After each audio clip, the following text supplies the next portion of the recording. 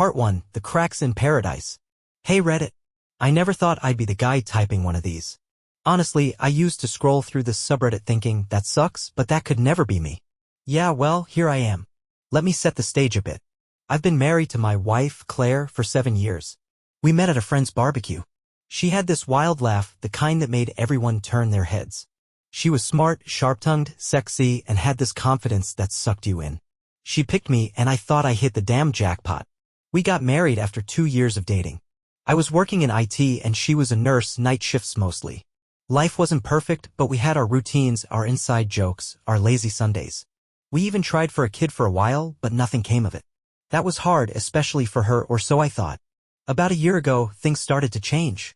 At first, it was subtle. Claire started going out more, girls' night, work drinks, catching up with a friend. She was always just out of reach. I'd ask how it went and she'd give me these vague answers like, you wouldn't know them, or it was nothing, just chatting. And stupid me, I believed it. Trusted her. But I should have known. The signs were there. Less intimacy, colder hugs, fake smiles. I'd kiss her goodbye in the morning and she'd pull away like I was her brother. Conversations felt like interviews.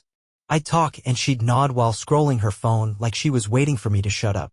I started asking myself, is it me? Am I boring now? I even hit the gym again, lost 10 pounds, changed my cologne, took her on a weekend trip. She seemed grateful but distant. You know that look someone gives you when they're pretending to care? That was her face every damn day. And yet I held on. I kept making excuses for her. She's tired. Work is hard. Maybe she's depressed. I was bending over backwards trying to keep our house standing while she was out chipping away at the foundation. I didn't know it yet, but I was living in a damn illusion. And the truth? It was about to come crashing down hard. Part 2, something didn't add up. One Friday night about 6 months ago, Claire came home late, like really late. I was already in bed trying to stay awake but failing. The clock read 2:17 a.m. when I heard the front door open. She crept in like a teenager sneaking past curfew, thinking I wouldn't notice. I did. I got up, walked into the kitchen, and found her pouring herself a glass of wine, still in her girls' night outfit. High heels, tight black dress, makeup still perfect. Not even a hair out of place. You're up? She asked, startled. Yeah, I said, trying not to sound suspicious. Didn't realize girls' night went this late. She paused just for a second, but long enough for me to notice. Then she smiled and shrugged. We went dancing. Lost track of time. Okay. Fair. Maybe they did. I didn't want to be that guy, the jealous husband. But something about how she said it didn't sit right. Her tone was too smooth, too practiced. Like she'd said it before. I asked, who was there? Another pause. You don't know them. Mostly work friends. Right? Of course. Then she took her glass and went straight to the shower without another word. Didn't ask about my night. Didn't even say good night. That was the moment the seed of doubt really planted itself in my head. I tried to shake it off. I wanted to trust her. I kept telling myself it was stress. But my gut had other ideas. So I started paying attention. Not spying. Just noticing. The next few weeks, I caught little things.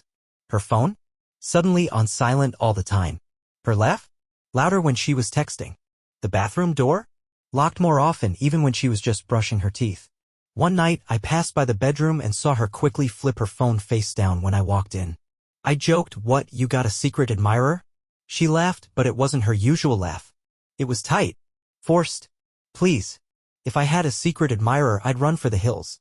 That stung more than I'd expected. Around the same time, she stopped wearing her wedding ring. Said it was uncomfortable at work.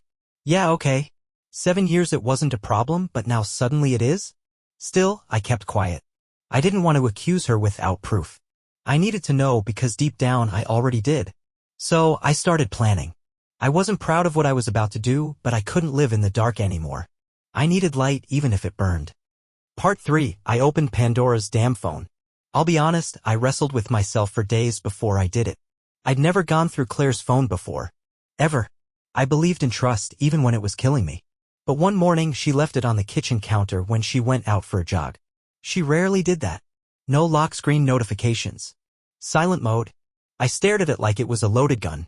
And then I picked it up. Her password was still her birthday, hadn't changed that at least. I opened her messages first. Not much there. Boring convos with coworkers, group chats with friends. All clean. Too clean. Then I checked WhatsApp. And there it was. A contact named S. Just the letter S. No profile picture. That alone already screamed sketchy as hell. I opened the chat and my stomach dropped. They weren't talking like friends. They were sexting. Hardcore. I saw messages like, "Wish I could sneak away tonight. Can't wait to feel you again." He has no clue. Per guy still thinks we're just girls, night. That one hit me like a punch to the face. There were pictures too. Hers. Lingerie selfies. Some that I know she never sent me, poses that were never for me. One even showed our bedroom in the background. The bed I sleep in. The one I paid for. I felt sick. I scrolled up further. The messages went back months. She was clever, they deleted most of the earlier stuff. But not enough. I found talk of hotel meetups, scheduling around my work hours, excuses she planned to feed me. One message said, "Don't worry. He's clueless. All he wants is to keep me happy." It's honestly kind of sad. Sad? Sad? I sat down, shaking. I couldn't breathe. I felt like the biggest idiot in the world. She wasn't just cheating, she was mocking me behind my back. Laughing about it. Making me the punchline in her little side piece comedy hour. I took screenshots. All of it. Sent them to my email. I didn't know what I was going to do yet, but I knew I'd need proof. Then I put the phone back exactly where it was. Claire came back from her jog 15 minutes later, sweaty and smiling like she wasn't the devil in yoga pants. I looked her right in the eye. She kissed me on the cheek. "Miss me?" she asked. I smiled back. "Always." And I swear to God, it took everything in me not to scream right then and there. But no, I wasn't going to yell. Not yet. She thought I was clueless? Time to show her just how clueless I really was. Part 4. Playing the game. That day, I went into full detective mode. Not loud, not confrontational, just calculated. If she was going to play games, then fine. I'd play better. I started paying attention to everything. Her schedule. Her outfits. Her mood shifts. When she left for work drinks again the following week, I made an excuse to work from home that evening. She thought I was still at the office. At 6:45 p.m. she texted me. "Staying out late, don't wait up." Girls' night turned into girls plus wine night, winking face. Yeah, right? I waited 15 minutes, then drove to the spot she always claimed they hung out at, a rooftop bar downtown. I parked across the street and waited, scanning every person walking in or out. Guess what? No Claire. I waited an hour.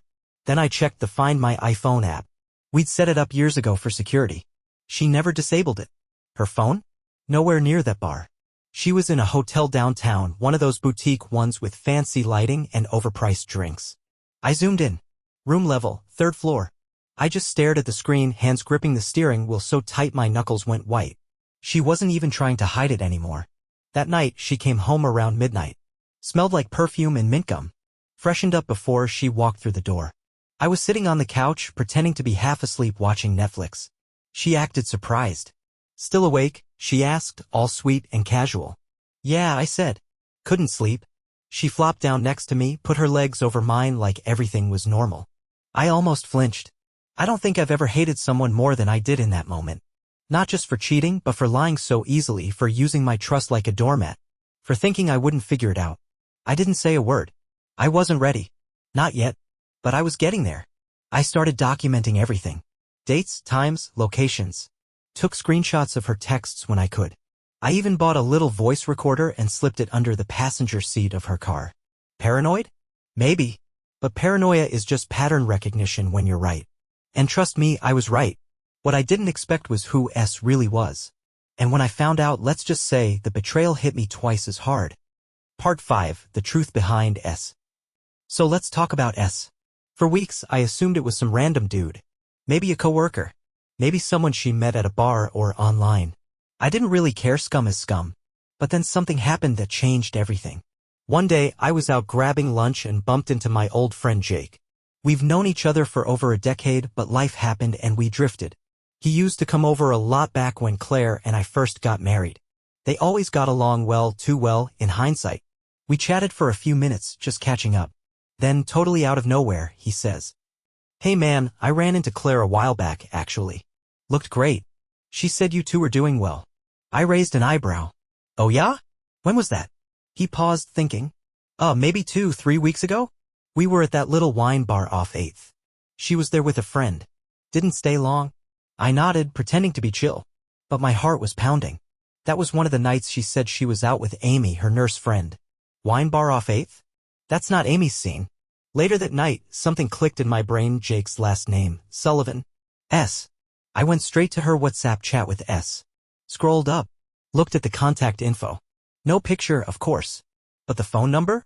I plugged it into my contacts and it autofilled. Jake Sullivan. I felt like I'd been hit by a truck. My friend. My buddy who'd eaten at my table, drank my beer, toasted at my wedding. He was S. He was the one she was calling baby and sneaking into hotels with. The one she was sending photos to from my bed. I stood there in the dark, shaking, staring at his name in my phone like it was some sick joke. Now it wasn't just betrayal. It was betrayal squared. From my wife and one of the few people I actually trusted. I didn't even feel anger at first. Just disbelief. Like maybe I was wrong. Maybe it was some other Sullivan. Maybe it was a coincidence. But no, I had the receipts. The timeline. The texts. The meeting at the wine bar. The way she used to smile when his name came up. It all made sense now. All those nights she said she was working late? That was Jake. All those weekends she went out of town for a nurse conference? Jake again. She had been cheating with someone who used to call me bro. I sat down, put my head in my hands, and for the first time since this all started, I cried. Not just because I was hurt, but because I realized the woman I married was gone. Replaced by someone who could lie, cheat, and betray me without blinking. And the worst part? She still had no idea I knew. But she would. Soon. Part 6. Let the games begin. After finding out about Jake, something in me snapped. Not the kind of angry snap you see in movies where the guy flips tables or punches walls. This was quieter. Colder. Like ice running through my veins. I wasn't going to yell. I wasn't going to cry in front of her. I wasn't even going to give her the satisfaction of knowing she got to me. No, I wanted her to squirm. I wanted her to feel a fraction of the confusion and betrayal she dumped on me like it was nothing. So I planned the confrontation like a chess match. I chose a Sunday or chill day as she always called it. I made breakfast, cleaned the house, even suggested we watch a movie together. Played the role of the clueless, loving husband to perfection. Around 2 p.m. I sat her down and said, "Hey, can we talk about something?" She looked up from her phone, always that damn phone, and nodded. "What's up?"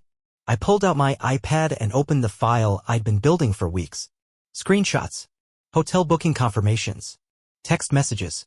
Her selfie in lingerie clear as day. Her calling me sad. Her calling Jake daddy. I turned it toward her and waited. She froze. You could see the blood drain from her face. For the first time in years, Claire had nothing to say. Her mouth opened, but no words came out. I just stared at her and said, "Tell me the truth. Everything. No lies. Because I already know more than enough." There was about 5 seconds of silence before she spoke. And I swear, if you'd asked me to bet on what she'd say first, I would have never guessed. "Who showed you this?" Not, "I'm sorry." Not, "It's not what it looks like." Not even, "I can explain." Nope. Just, "Who told on me?" That told me everything I needed to know. Still, I gave her a chance. "I saw the messages. I know about you and Jake. I know you've been lying to me for months, maybe longer. So tell me now why?" She blinked a few times like she was still trying to come up with a story. Then she settled into a tone I'd never heard before. Cold. Calculated. Almost annoyed. "I didn't mean for it to happen. Jake was just there. And you were always busy, always tired, always predictable." That last word hit me hard. Predictable. I asked, trying to keep my voice steady. She shrugged. "You were comfortable. Safe. But I needed more. Excitement. Attention. Jake gave me that." I stared at her like I was looking at a stranger. "You know what's funny?" I said. "All this time I blamed myself. Thought maybe I was boring. Thought I failed you somehow. But the truth is, you're just a lying, selfish bitch who wanted to play house while sneaking out the back door." Her face twisted. "Don't call me that." "Why not? You've earned it." She stood up like she was about to storm off, maybe to run, maybe to cry, maybe to call Jake. But I wasn't done.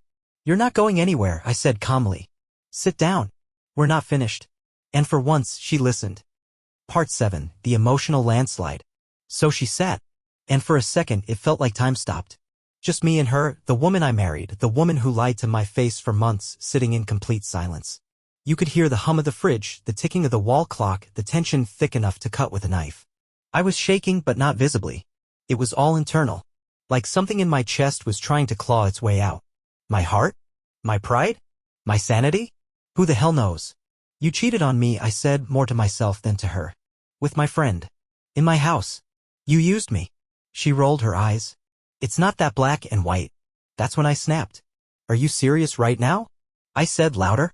You don't get to sit there and play the it's complicated card. You lied. You snuck around. You planned this. You looked me in the eye, kissed me goodbye, and went straight to another man's bed. That's not complicated, that's betrayal, Claire. She opened her mouth, but I cut her off. I made sacrifices. I stayed up with you during night shifts. I took extra work to help with bills. I rubbed your damn feet when you were exhausted and you repaid me with this. She looked down. For once, she didn't have a snarky comeback. And then, as if a dam broke, it hit me, all of it. The nights alone. The fake hugs. The gaslighting. The growing doubt. The stupid hope that maybe, just maybe, I was overthinking things. I felt the tears sting before I could stop them. Not loud sobs. Just hot, bitter tears silently rolling down my face. I wiped them away fast, but she saw them. And instead of guilt, she just looked uncomfortable. That made it worse. You know, I said softly, I didn't even care about the sex. It's the lying that kills me. The way you looked me in the eye every day like I didn't matter. Like I was just a placeholder while you got your fix somewhere else. She tried to speak. It wasn't about you. Don't, I snapped. Don't you dare pull that cliché on me. I stood up. My hands were clenched, nails digging into my palms. I gave you everything I had. And you made me feel like nothing. You let me think I wasn't enough when the whole time you were just too cowardly to be honest. She stood quieter now. I didn't want to hurt you. Well, congratulations, I said, voice cracking. You failed at that too. She didn't cry. Didn't yell. She just looked blank. Like all the emotions had short-circuited and she didn't know what to do now that she'd finally been caught. I walked past her and went straight to the bedroom. I didn't want to look at her anymore. And that night, I didn't sleep. Part 8, Aftershocks. The next morning, the house felt like a war zone after the battle. Silent. Heavy. I hadn't slept a minute. Just lay there staring at the ceiling, trying to process the fact that the woman sleeping 10 feet away was a stranger to me now. Claire had the nerve to act like nothing happened. She made coffee, moved around the kitchen like it was just another Monday. I watched her from the hallway and for a second I actually felt sorry for her. Not because I forgave her, hell no, but because she clearly didn't understand the gravity of what she'd done. She saw me standing there and had the audacity to smile. Want some coffee? She asked, like she hadn't detonated a nuclear bomb in our marriage 12 hours earlier. No, I said flat. I want you out. That got her attention. What? I want you out of the house, I repeated. Go stay with Jake. Since you seem to like his bed so much. Her face went pale. You're kicking me out? It's my house, I said. My name's on everything. You wanted to play single? Cool. Go live like one. She tried to guilt-trip me. Said she had nowhere to go. Said I was being irrational. Said we should talk through this like adults. Now she wanted to talk. Now she wanted to act like we were a team. I'm not doing this for revenge, I told her. I'm doing it because I can't look at you without feeling sick. That's not something a therapy session is going to fix. She stood there for a long time. Didn't say anything. Then finally whispered, so that's it. No, I said. This is it. I grabbed my keys and left. I didn't know where I was going, I just needed air. I drove around aimlessly, thinking about everything. The past 7 years. The little moments. How I used to get excited just hearing her keys in the door. How I used to believe we were solid. Real. I even thought about the first time I told her I loved her. She'd laughed, kissed me, and said, took you long enough. That moment had played in my head for years like a highlight reel. Now it just felt fake. The worst part wasn't the betrayal. It was that she never even looked sorry. She got caught and got inconvenienced. That was it. Later that day, when I came back, she was packing. Didn't say a word. Neither did I. She took 2 bags, her laptop, her makeup case, and left. I stood in the doorway and watched her drive off. And I'll be honest, I expected to feel something. Relief. Sadness. Rage. Something. But I felt empty. Just empty. Part 9, Alone in the Ruins. The first few days after Claire left were surreal. I kept walking into rooms expecting to see her. I'd glance at the couch, waiting for her legs to be curled under a blanket, phone in hand. I'd make dinner for 2 out of habit and end up dumping half of it in the trash. It was like living with a ghost, except the ghost wasn't dead, just worse. She was out there somewhere, probably laughing with Jake, while I sat at home trying to breathe through the wreckage. Friends started texting me. A few knew something was up, most didn't. I wasn't ready to explain it all. What do you even say? Hey, remember my wife? Yeah, turns out she was banging one of my closest friends behind my back for God knows how long. Not exactly light conversation. So I ghosted everyone. Stayed off social media. Buried myself in work. The silence at home was deafening, but I preferred it over the fake comfort we'd been living in. But at night? That's when it hit me. I'd lie in bed staring at the ceiling, thinking about all the times she came home late. All the nights I held her, not knowing she was holding him the night before. I wondered if she ever thought about how it would destroy me. If she ever felt guilty. If she ever looked at me and felt a shred of remorse. It kept me up. It wore me down. I wasn't eating. Barely showering. Just existing. I even caught myself rereading old texts from her, "Miss you already 2 arts," or "You're my everything." Total bullshit. Words that used to mean the world now felt like knives. One night, I was organizing some old files and found a card she wrote me for our 5-year anniversary. It said, "I still get butterflies when you walk in the room. Thank you for being my rock. I love you more than life." I laughed. Out loud. Alone. Because now I realized she never meant any of it. Or maybe she did in the moment, but she sure as hell didn't live it. Love doesn't lie. Love doesn't cheat. Love doesn't turn into this twisted game of secrets and manipulation. I considered calling her. Not to forgive her a hell no, just to ask. Why? What did I do that made you stop loving me? But I didn't. Because I knew what she'd say. She'd twist it. Minimize it. Maybe even blame me. And I couldn't take another dose of her lies. So I started writing instead. Journaling. Pouring it all out, the anger, the confusion, the grief.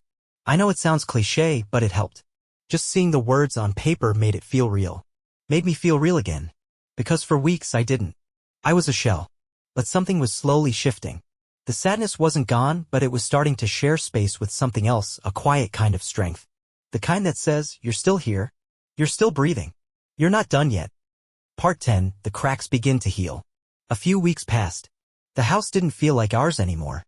It felt like mine, and strangely, that was both comforting and sad. I started doing small things to reclaim the space. Changed the bedsheets. Got rid of the scented candles she liked. Tossed out the stupid live, laugh, love signs she bought from Etsy that I always hated. Then I went into the closet and packed the rest of her stuff.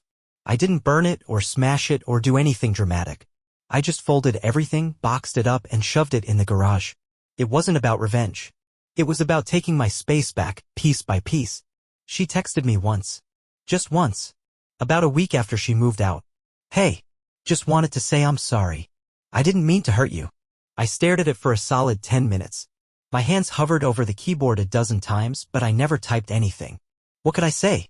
Thanks for the apology after you blew up my life? I left it on read. She didn't follow up. Jake? Radio silence. No surprise there. He probably knew better than to reach out. If I ever saw him again, I don't trust myself not to knock his teeth out. And I'm not a violent guy, but betrayal like that changes something in you. Flips a switch you didn't know existed. I started reaching out to people again. A couple friends, my brother, even my mom, who I'd been avoiding because I didn't want to hear "I told you so." But surprisingly, she didn't say that. Instead, she said, "I'm proud of you. It takes guts to walk away from someone who doesn't value you." That hit me harder than I expected. Because for a long time, I thought staying made me strong. I thought being loyal, being the good guy, meant I was doing the right thing. But no, strength isn't about staying. Sometimes it's about leaving. Sometimes it's about saving yourself when the other person refuses to stop sinking the ship. I went for a drive that evening. Just needed to breathe. Ended up at this little cliffside spot we used to go to. I hadn't been there in years. I parked, got out, and sat on the hood of my car as the sun went down. Let the wind hit my face, watched the sky change colors. And for the first time in months, I felt okay. Not happy. Not healed. But okay. I realized something important up there. Claire didn't ruin me.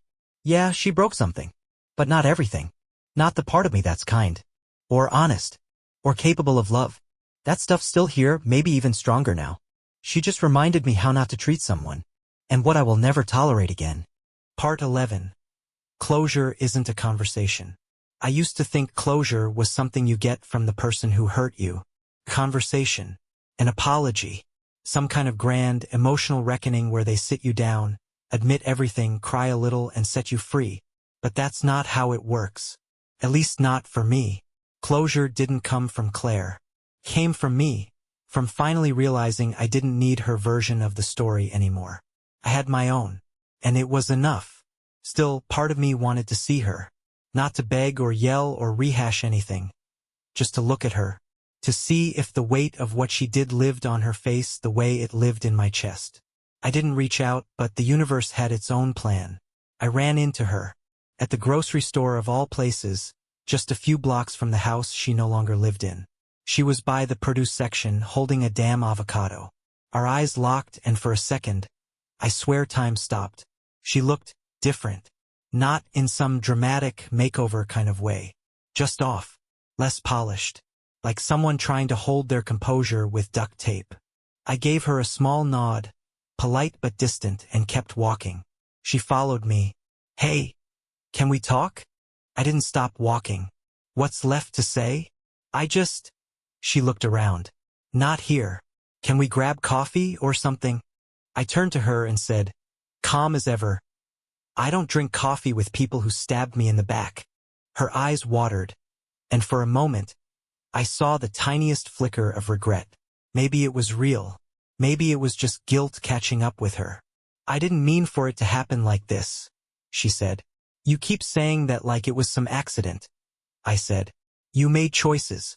Over and over again. You lied. Over and over again. That's not a mistake, Claire. That's who you are. She didn't reply. We stood there in silence for a few seconds.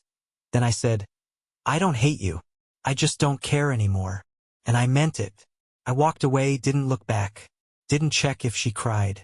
Didn't care who she texted afterward. It was the last time I ever saw her. And weirdly, it was closure. Not because of what she said, but because I felt nothing. No anger, no sadness. Just peace. That's when I knew I was healing.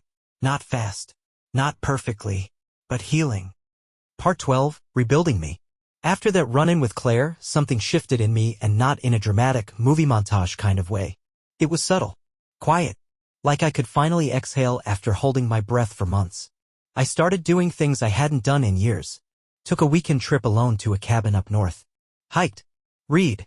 Cooked without thinking about what she would or wouldn't eat. I blasted my music in the car, slept in the middle of the bed, and watched dumb action movies without side eyes or sighs. It felt good. I also started therapy, something I never thought I'd do. I used to think therapy was for people who couldn't handle life, but man, that was arrogant. Sitting in that office and actually saying the words out loud, my wife cheated on me with one of my closest friends, was brutal. But freeing. And the therapist didn't coddle me. She said something in our second session that hit me like a brick.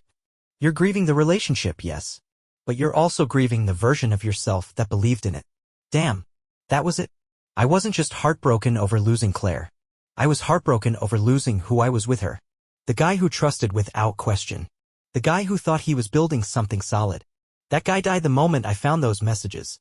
But what came next wasn't weak. I was rebuilding. Not as someone bitter. Not as someone broken. But as someone wiser. I started journaling more. Wrote letters I never sent. I wrote to Jake once 6 pages of unfiltered truth. I tore it up afterward. He didn't deserve my words. But I needed to get them out.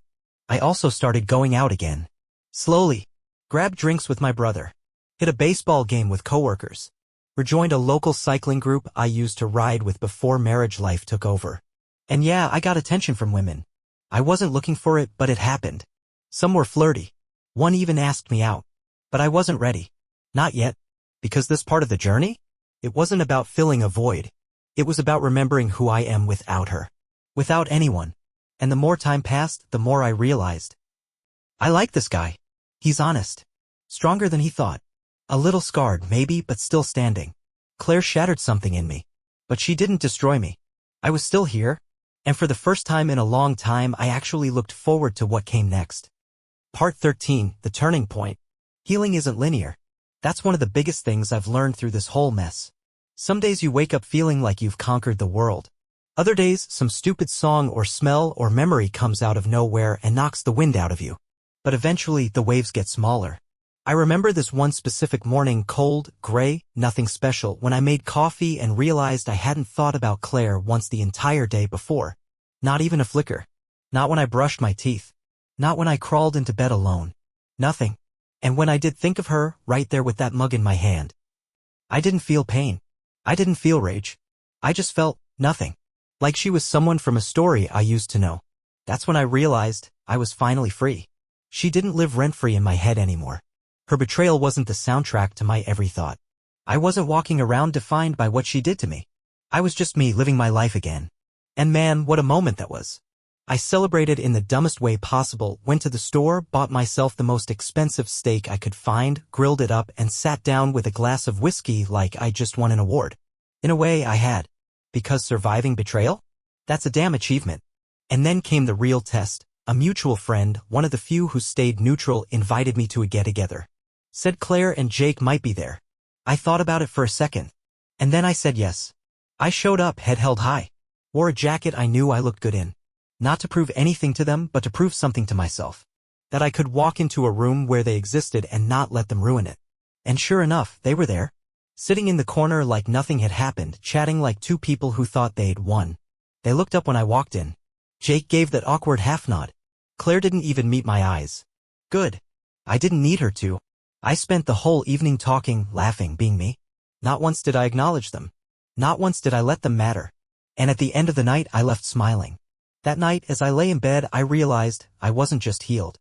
I was better, stronger, wiser, more in touch with what I deserved, and fully aware that I'd rather be alone with my peace than with someone who poisons it. Part 14, What I Learned from Being Broken. You don't walk away from something like this without carrying some scars. I'm not going to pretend I came out of it untouched. I have trust issues now. I question people's intentions more. I read between the lines a little too much sometimes. But here's the thing. I'm okay with that. Because being broken taught me things no happy relationship ever could. It taught me that love without honesty is just manipulation in a prettier outfit. That effort without respect is a slow form of self-destruction. And that loyalty given to the wrong person can wreck you, but it can also teach you how strong you really are. I used to think I was weak for not seeing the signs sooner. For trusting too much. For trying to fix things while she was out there breaking them. But now? I see the version of me as strong. Too strong, maybe. A man who loved with his whole heart even when he didn't have all the pieces. A man who kept showing up even when he was being lied to. That wasn't weakness. That was integrity. And I refused to let what she did turn me into someone bitter. I've seen people come out of betrayal like this cold, numb, and shut off from everything. I won't be that guy. I've also learned how important boundaries are, how you should never tolerate someone making you question your own reality. If you feel like something's off, it probably is. If they're always just friends with someone you're uncomfortable with, trust your gut. If you feel like you're the only one carrying the emotional weight, stop. That's not a partnership. That's a hostage situation. And most importantly, I learned that walking away from someone you love can be the most loving thing you ever do for yourself. Letting go doesn't mean you're giving up. It means you've finally realized your worth isn't negotiable. That your peace is worth more than their excuses. That your future doesn't belong to someone who couldn't even respect your present. I thought I needed her to be happy. But I was wrong. What I needed was me, the real me, without the lies, without the betrayal, without the constant second-guessing. And now I've got him back. Part 15, for the ones still in the storm. So here we are. If you made it this far, thanks for sticking with me. I didn't write all this just to vent, I wrote it because I know I'm not the only one. Someone reading this is where I was sitting in silence, trying to make sense of the gut punch they never saw coming. If that's you, let me tell you something. You're not weak for loving them. You're not stupid for trusting them. You're not broken because they betrayed you. The betrayal says everything about them and nothing about your worth.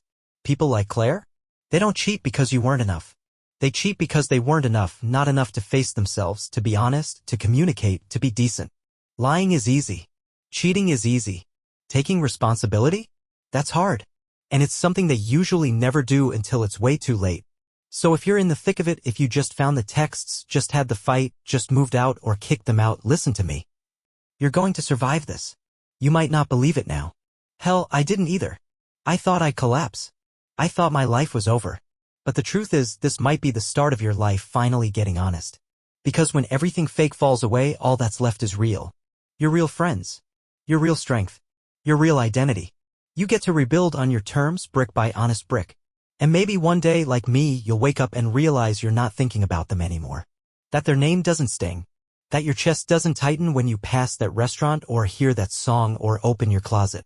You'll look in the mirror and see someone you're proud of, someone who walked through fire and didn't burn, just melted down the weak parts and forged steel. That's who I am now. Not a victim. Not just a guy who got cheated on. But a man who rebuilt. Who chose peace over pain. Truth over illusion. Dignity over drama. So to anyone still stuck in the mess, hang in there. It sucks. It hurts. It breaks you down in ways you didn't know were possible. but it also clears the way for something better. It leads you back to yourself. And trust me, you are worth coming home to. Ah,